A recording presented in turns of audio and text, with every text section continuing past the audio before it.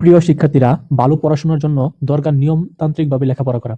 আর নিয়ম মাফিক পড়ালেখা করার জন্য তোমাদের অবশ্যই একটি স্টাডি প্ল্যান থাকতে হবে।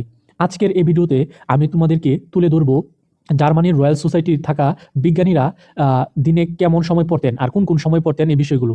সাধারণত বিজ্ঞানীরা প্রতিদিন 10 ঘন্টার মতো পড়ালেখা করতেন এবং ম্যাক্সিমাম জার্মান বিজ্ঞানীরা ভোর 4টা থেকে সকাল 8টা পর্যন্ত 4 ঘন্টা পড়াশোনা করতেন এবং তারা বিকাল 4টা থেকে 6টা পর্যন্ত 2 ঘন্টা পড়াশোনা করতেন।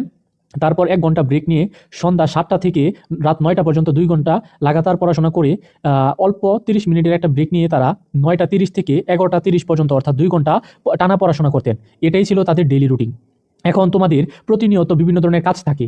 এই কাজের জন্য তোমরা এই ডেইলি রুটিনটিকে সর্বোচ্চ গুরুত্ব দিয়ে মানার চেষ্টা করবে। আর যদি তোমরা কোনো কারণে কোনো দিক থেকে মানতে না পারো, তাহলে তুমি এটার অনুকূলে এটার মতো করে তুমি নিজের মতো করে একটি রুটিন তৈরি করে নিবে।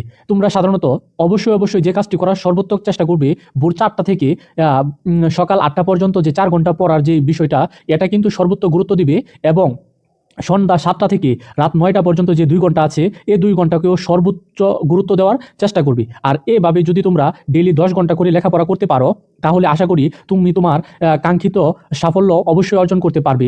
ধন্যবাদ সবাইকে।